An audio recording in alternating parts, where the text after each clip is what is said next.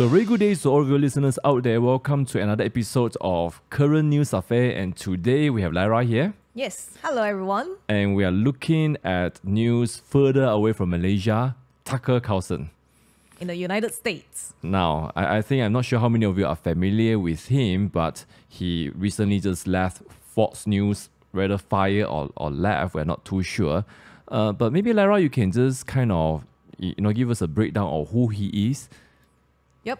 So Tucker Carlson, so maybe a lot of Malaysians, they don't know who he is because he might not be as famous as another person, another anchor who has been fired from CNN. On the same day. On the very same day, yes. Talk about irony. So Don Lemon was fired from CNN, whereas Tucker Carlson, like what you said just now, whether or not he was fired or the news is that he abruptly left departure from Fox News. So he is one of the anchor for Fox News. So he has his own show, Tucker Carlson Tonight. Yep. So which is aired at 8 p.m. slot. And that is really a prime time because you have family members just coming back from work, winding down, had dinner. Then after that, they listen to this news. But what is interesting about this prime time slot, because anchor for cable news. So cable news is something like maybe in Malaysia, you have Astro Awani. So you have this slot whereby people, demographic well over 50 years old, 60 years old, who don't go into like social media, for instance, to get the news. So you have this group of demographic and even the lower information voters that really are tuning into to just get a source of truth. So he is that guy. So like what you say, he not only that, he was very, very impressive. I mean, as in he has his own Twitter account. Yep. So, and we're going to watch one of the videos that he aired in his own account following the departure from Fox News. Yeah, and before we show the video, some people will be like, okay, prime time, 3.5 million viewership, but he has 100 million followers in Twitter. Yet, most news analysts, they believe that his impact on the prime time TV is much bigger than Twitter. And I think the reason is really, after dinner, you're all set, when there is breaking news, the family is together, and you have the narrative, you had the video, you had the sound, you had the energy. So I guess in Malaysia and even in America, that is still one of the major way for people to not just receive news, I guess to be impacted by news. Whereas a tweet, you may get 100 million, but they'll be like, yada, yada, just swipe the next one. Yeah, and some people might even compare his influence to be almost as great. I mean, like you have the late Rush Limbaugh on the radio. Of course, radio, people can just tune in at any time. But then he had the primetime slot at Anchor TV. I mean, at the cable news. So that's really some different kind of impact, I think. I mean, judging from the reactions, it seems like, people kind of, put him in a similar category as Rush. Yep. And, just the kind of, the feeling of loss or opportunity because, now he's out from Fox. Maybe there's an opportunity to do something different. Yeah, and the stock market really just dipped for Fox Corporation. And we'll talk about that a bit later. So maybe let's just watch the video now from Mr. Carlson himself. Yep. Good evening, it's Tucker Carlson. One of the first things you realize when you step outside the noise for a few days is how many genuinely nice people there are in this country. Kind and decent people, people who really care about what's true, and a bunch of hilarious people also, a lot of those. It's got to be the majority of the population, even now. So that's heartening.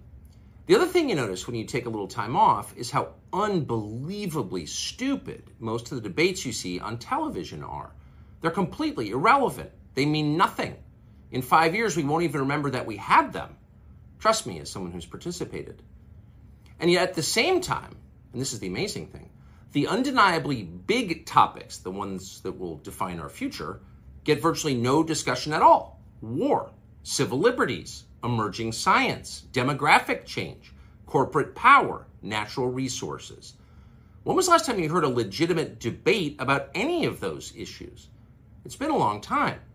Debates like that are not permitted in American media.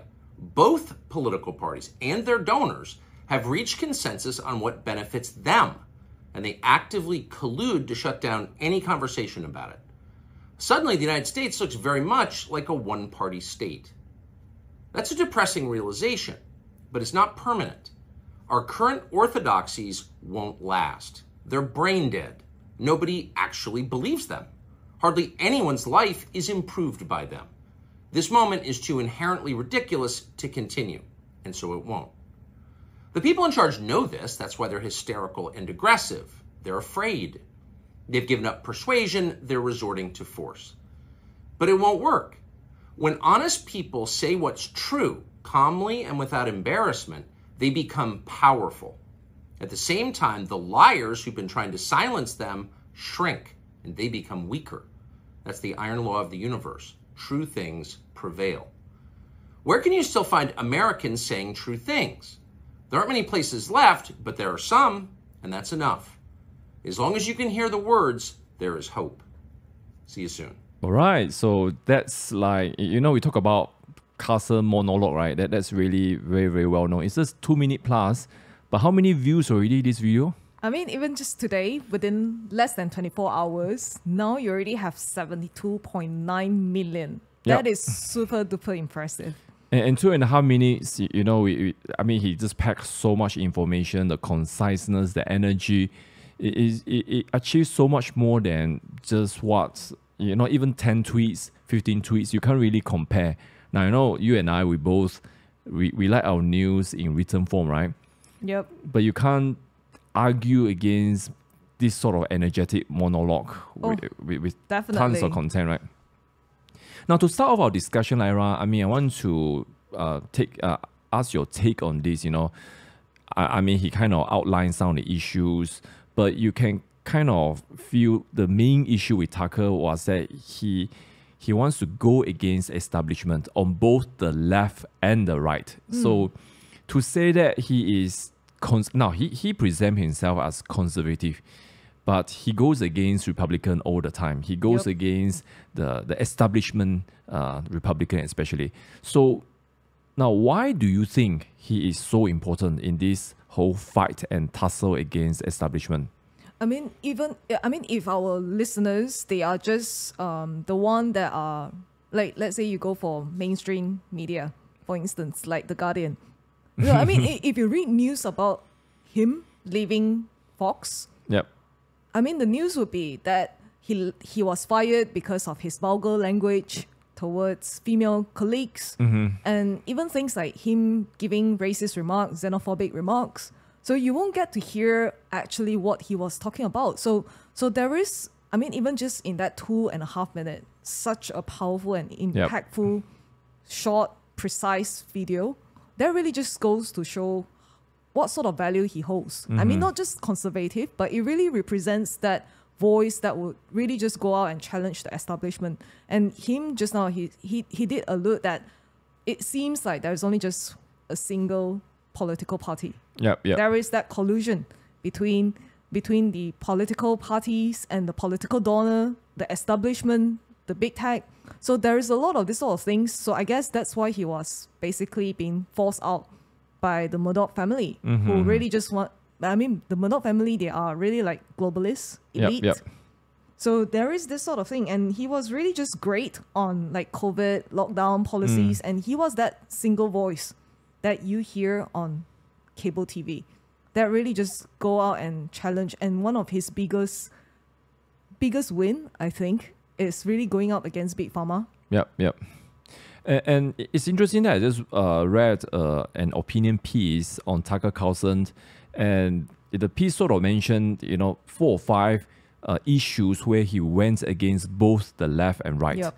And so, for example, Russia-Ukraine. Yep. And, people don't realize that, at least in America, both the Democrat and Republicans are really in favor of the war. The anti-war voices, very few people like Trump, the DeSantis maybe, and someone like Tucker, why are we meddling other people's business? Then, of course, January 6th insurrection, that was one of his last expose. He received all the videos from the new speaker, and I think that probably started the ball rolling in terms of the top management really feeling that maybe we can't control this guy. Yeah, even Republican leader, they were blasting him. Yep. for like, how can you show this? How can you air this? I mean, you're not giving the truth. But the thing is, the video speaks for themselves.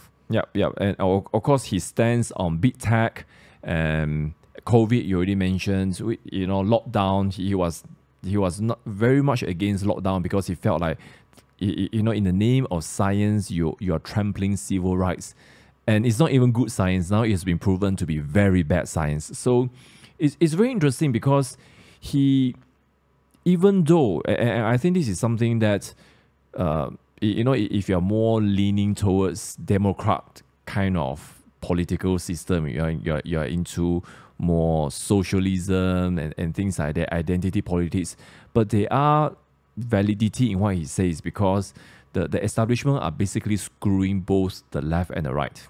Yep. And I mean, we think about how Bernie Sanders, I'm not a huge fan, but he was literally cheated from the election when, the establishment, Democrat, forced him to step down. Then, of course, he was greatly rewarded financially. Yep. But I heard that, I was reading a lot of the more left Democrats are not really happy with that. So there may be some a populist kind of fight that is happening on the Democrat side. So in this fight, he mentioned a few things which I find very, very interesting. And one of the first things in his monologue, he said, people still care for the truth. And and in fact, he made the statement, he believed it is still the majority. So here, let's frame the whole issue. I think on this podcast, that's like one of the recurring theme, right? How do we go against? It almost seems like we are always trying to find a fight, but we are not. We are wanting people to find the truth. Yep. And especially since the beginning of 2020 with COVID and lockdown, we just saw that people become not really able to process truth in the right way, and people are so ready to compromise, And yeah, because what we are seeing is really people are embracing cult. I mean, there's no other way to describe the cult of you following the unelected elites. Yep. I mean, these scientists, who are they who say all this thing? And I mean, truth after truth just really start to being demonstrated. So I think it's really, really, very, I mean, he really does represent that sort of voice. And I think one of the arguments that Tucker put down, not in this particular monologue now, if you follow his news, and I encourage you to go back and watch some of the things. I mean, just a monologue is enough. And usually he sum up everything. I mean, I was just trying to think of some recent episodes that he did really, really well. I think the January 6th ones, just, people say, oh, he just simply cut and things like that. Well, you had the video for 1.5 years. Why don't you show your version, And then another one was his monologue on transgender, which was really, really interesting. Now, of course, he framed it in terms of transgender versus Christianity. He himself, of course, is a Christian, but so many people in America, at least, their moral basis foundation is based on Christian belief. Yep. And he just said, look, they are in total polar opposite, because on one hand, you have Christians who believe that they could do nothing except for God. Then you have trans who are behaving like God. Yeah. So, very interesting. He was not even trying to be religious, but he was just saying, look, this is what it is. And we had to see that the intolerance from the transgender side of the coin is really, we can do what we want because we are God. And if you try to stop us, we're going to destroy you. Yeah, and that's basically what he mentioned in that video as well. Yep. That basically if the honest people, they will present the truth in a very calm manner, eventually we will prevail. So I believe that really gives that great picture of hope. Yep. Then, of course, the one thing that he always talk about, and I think another very well-known constitutional lawyer, Alan Dershowitz, also sort of mentioned is like, the establishment we are seeing, I mean, we use many terms, establishment, globalist, but really I think after so many, in recent time, I think my own interpretation is really, we're not just talking about big pharma, we're not just talking about the military complex system. In the past they always accused America of stirring up wars or weapons can be sold. So these are all linked with private entities or banking or big tech. But really what we are seeing, powerful private entities and government coming together. Yep. So that's a new kind of globalist, and I think it's not a simple thing of left versus right. It's really the powerful versus the ordinary people. And I really believe that in this fight we will need reasonable people from the left to think that we don't want this. And so somebody was just saying, look, in days ahead we may have very unusual collision. We may have Christians teaming up with pornography producer. Wow, interesting. Yeah, and because their rights are equally trampled. So I'm like, I don't know. I mean, some even, people even just look at like J.K. Rowling. I mean, she is you're a big fan, right? Yeah, I am. But I mean, she is a well-known supporter of the homosexual group. Yeah. And yet she was really just being trashed by the group of people that really just call her xenophobic. Yeah. I mean, for not supporting trans. I mean, talk about the values of the liberal being more aligned with the classical liberal, being more aligned with the conservative now. I mean, it just reminds me of what Elon Musk showed very, very early on with his earlier purchase of Twitter, that he showed, initially he has always been standing here, and yet the left just pushed him further to the middle and even he becomes right. center because the left moved further. And so we talked about this in previous episode, right? The classical liberal that we saw in the 60s, 70s, they are no longer here, and today when you talk about so of course we did the political compass, sort of look at the economic scale and the authoritarian scale, but we are seeing a very alarming descent into totalitarian. And it's like, if you don't agree with me, I'm going to cancel you. I mean, people, we talk about cancel culture at all level. People can do that with social media. People can boycott social media channel. Then, of course, I mean, it's like, if I don't like a show, I don't watch. But imagine government and powerful private entity, bank don't want to service you. Yeah. Or can you imagine Shabazz don't want to give you water? TNB shut off your electricity. I mean, this is the kind of cancel culture we may be facing in days ahead. So I mean, even a lot of people are just saying, well, you just create an alternative, but it's not that easy to just create an alternative, because you talk about the nationalized utilities, like all these sort of things, which I think people just have to find like creative ways to really navigate through all these things. Yeah, I mean, in Malaysia, we experienced that, where Mahathir kind of shut down newspaper, which make the whole episode of him not shutting down internet even more interesting, because he claimed that it was because of multimedia super corridor, and they have a charter, they have a code of conduct, no censorship, and he was bound by that. Now I try to think about it. Is it really he believed in that, or he kind of couldn't predict? I think he couldn't predict the power of social media. Now remember, I mean, we had to kind of rewind a little bit back. The first time Twitter really had a global impact was Arab Spring. And people will be like, internet shut down, but we can still send tweet and things like that. And from there, now it's like flip 180 degree. Twitter become like, before Elon Musk, basically the bastion of censorship. Yeah, I mean, cancel culture. Even earlier on with the protests in China, earlier on when what do they call it? The white people protest, right? Yeah. I mean, even like Apple just basically shutting off the AirDrop function. Yep. I mean, you are really talking about these big tech colluding with the political parties, which is scary. Yeah, and that's one of the arguments Tucker was saying. Look, you have to control down. Of course, in recent weeks, remember we talk about Restrict Act, and that's the other extreme, and where is the balance? And there are many different proposals, maybe treat internet as utility, everyone can use it. but it's going to be that area of warfare in days ahead. I think it's not quite settled yet.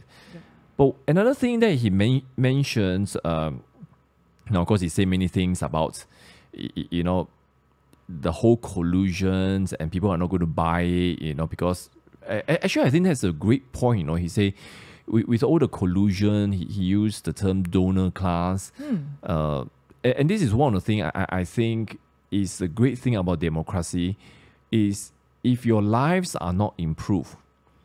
But unfortunately, of course, we have seen how, we talk about Sarawak, for example. We always use the term, the voters deserve the government again. But I believe at some point, you can keep fooling the voters, but not forever. And that's what Tucker kind of alluded to. Eventually, people will wake up and people in charge knew. So he mentioned one thing, which is the one point I want to talk about now. He said elections become meaningless. So one of the term, if you've been watching him, and even American politics in general, there's a term that is coming out now. It's called uni-party. Yep. Basically, it's a one-party system.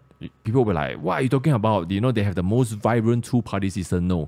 It's like, regardless of who you vote for, whether it's Democrat or Republican, the donor class get what they want. So that is what... So Lara, maybe you can give us a little bit of your take on this uni-party. And then I want to ask you a question, which is, do you think this is something that might be an issue in Malaysia, or is it already an issue? Okay. Yeah, that's very, very interesting question. The uni party, people will be thinking that it's like the latest political buzzword, but it really doesn't exist just recently. Because actually, when I read news, I was just trying to see what's the history behind all this term uni party. So it wasn't really born, contrary to what a lot of people are thinking, that maybe it's born by like more alternative media like Breitbart, but it's really not there. So there were, even back to the contentious presidential race of 2000. So there is this Green Party. So basically, Ralph Nader, he was the one who really like just caused this whole word to be like, wow, everyone suddenly so the third force. Yeah, the third force, basically. Accuse the number one and number two of being colluding and in bed together. Yeah, and interestingly, he was really just saying that that Green Party was rallying behind, competing with this two-headed uni party. Basically, it's like, imagine you have a beast in front of you. That beast is two-headed. So that's how he described Republican, especially the establishment Republican. And then you also have the Democrats, for instance. So they are really like money-driven, media political uni-party environment. So it's really interesting because especially President Donald Trump, he really just popularized the word drain the swamp, that whole phrase. So, but when people think about it, what swamp was he talking about? Is he talking about the swamp in Democrats? Because technically, it's like, your Republican Democrats have nothing to do with you. How can you encroach the territory? But what he was really saying is that establishment Republican that is within the party, and you really have like a lot of this group of people. Especially when Tucker Carlson, he was just airing the January 6th videos. Just do your maths. You can really just see that there are certain like high-ranking Republican leaders that are just saying that, how can you do this? Like those sort of things. And then you begin to wonder, I thought this is the voice that Republicans are listening to, and yet they seem more aligned to the Democrats' value than not. So that's whole, really that uni party. Yeah, it's very interesting. Lara, thanks for the whole history and breakdown, because the two-party system, and I think it comes kind of, we think about it because remember, Pakatan was kind of like, we need a two-party system. But in the Western world, we are seeing the collapse of two-party system. Look at United Kingdom, look at Australia.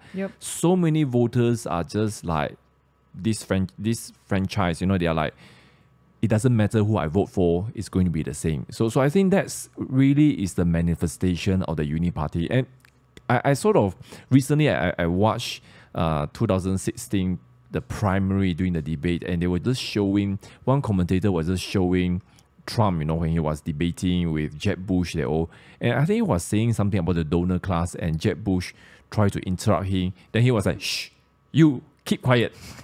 And then he said, "You are all." Then he started a real tirade against the donor class. Bear in mind, all the audiences, maybe 90% are donor class. And he said, "You are all the donor class. I don't need your money." And I tell you, that was such a moment in the poll. After that, Jeb Bush was totally destroyed. And he started to call him low energy Bush. Things like that. All the nickname came out. And from there onwards, he was unbeatable already, because suddenly the voters saw they had been played. And now, if you kind of research his history, he had wanted to come out as a third force a few times. But American history always shows if you come out as a third force, you can't win. No matter how popular you are. I think Teddy Roosevelt was one of the most well-known ones. He was so popular, but he didn't. After 2 terms, he decided to step down. Then he decided to come back. But by then, he couldn't use the Republican way. So he came out as an independent candidate. And he did a very respectable job, but not quite enough because of the system. So Trump knew that, and he kind of had to play the game. You want to win, you have to play by the rules. So go through the Republican path. So it's interesting. It's not something new. But what about in Malaysia? Do we have this problem, or we are still trying to have a balanced two-party? Well, I suppose that's the narrative that we're seeing, as in, we need, like the current government, it's basically, we don't have enough votes and things like that. But I think if we're not careful, we could really fall into this uniparty, because it would seem like PH values would be more aligned to UMNO, for instance. Yeah, actually, when I saw Tucker talking about this, now of course we are exposed to the term uniparty. I kind of think about the unity party, because it seems like in the name of compromise, let's be all things to all people. That's the impression I get from the... Yeah, but I think when you really study about this whole uniparty concept, I think it's really the dissent, because you kowtow to the political donors. Yep. So in a way, do our political class, do they have people that they need to answer to? Like, for instance, this business person, and maybe certain group of people that would really, because like in Malaysia, we're no stranger, no foreign to GLC. So there are a lot of these sort of things that are like going on behind the scenes. But GLC not quite. Yeah, maybe not quite, but then these are all apparatus that are really like the beginning of deep state. Would you agree that GLC has more influence over private business in Malaysia? Yeah, maybe. In terms of political direction? I think, yeah, definitely. But also like Famaniaga, but I guess Famaniaga has... But all these people are appointed, political appointment, so it's like a circular kind of argument. But how... Now, of course, there is an argument in saying that when Prime Minister office becomes weaker and weaker, which is the current administration, then all these entity, GLC or a different department, they become stronger because you don't have the great central control. And this is where we get the term Little Napoleon. Yep. So with the weakening of PMO, and we talk about decentralization all the time, but when you have decentralization, this is one of the potential price you are paying, that the Little Napoleon will come out. Yeah, we see a lot of them. We don't even need GLCs. Just about like enforcers of... So maybe we have... if some of the Malaysia Kini commentator, they don't quite use the words uniparty or donor class, but they say there is a uber elite. And Taya Pariang, for example, he's always talking, who are those people we don't know, but somehow you control the Malay elite, the royalty. He kind of mentioned a few separate category. So maybe not quite donor as in driven by money, but there is a kind of Yeah, a ruling class. Ruling class, maybe there's a better word, because ruling class, there are many things that helps you to rule. Here, for example, respect religions, all those are probably more impactful than just money alone. Of course, money is very, very important, plus all these things. Wow.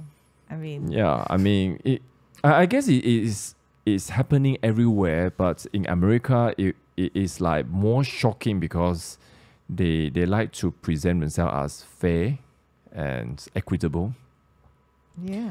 All right, I think so. So I think for the last part, and this is what we want to finish off, is really, what the importance of continuing to have honest discussions of truth.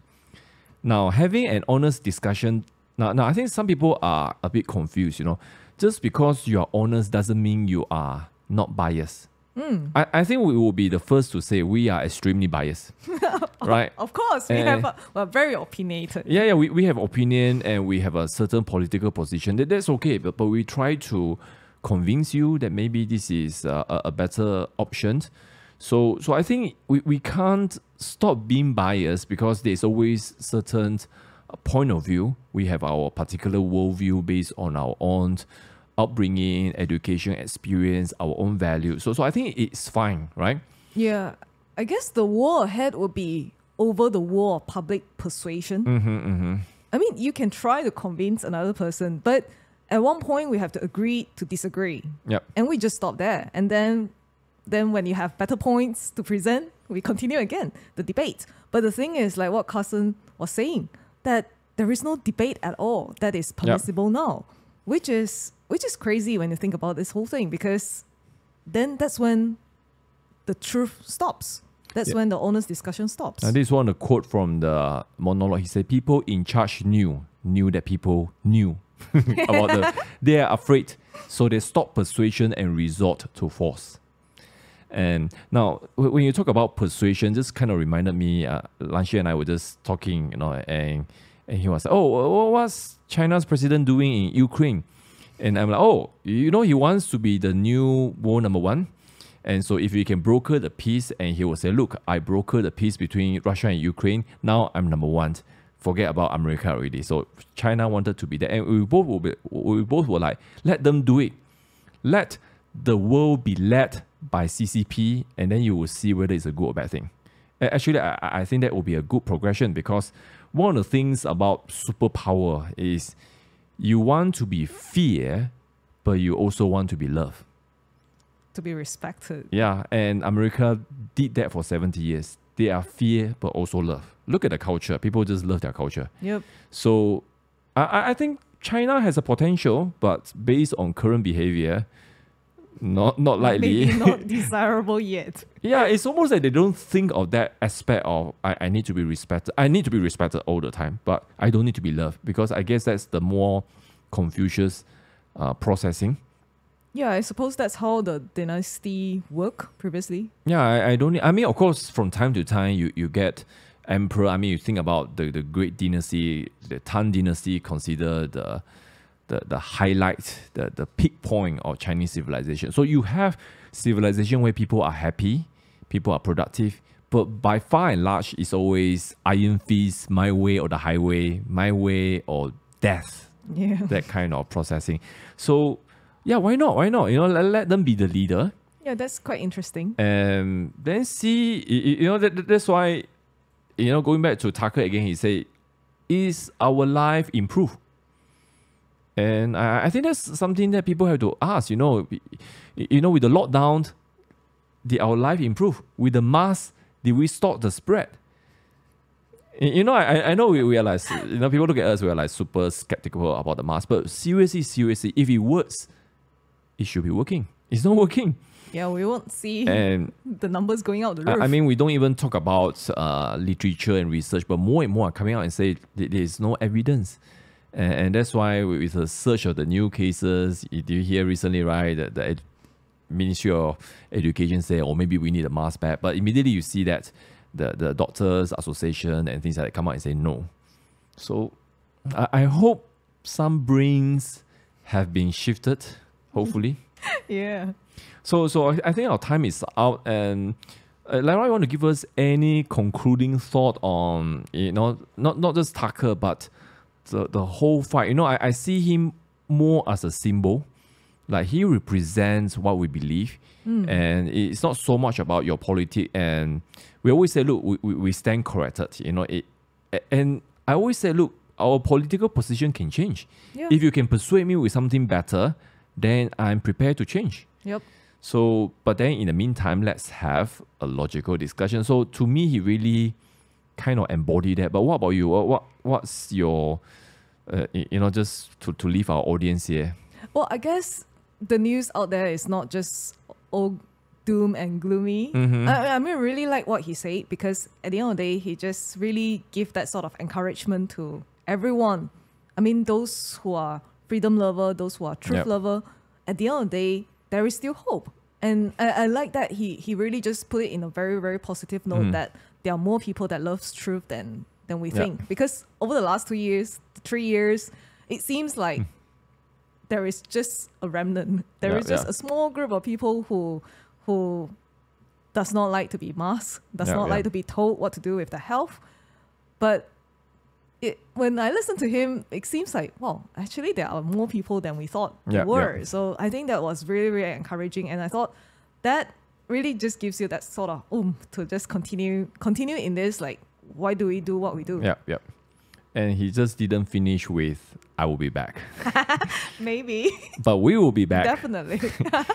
So I think that's all the time we have, but we will be back with more episodes on different things. Now, as usual, sometimes we will do some polls, but if you want us to talk a particular topic, feel free to write to us. And I think we're going to put our email in the description link, maybe.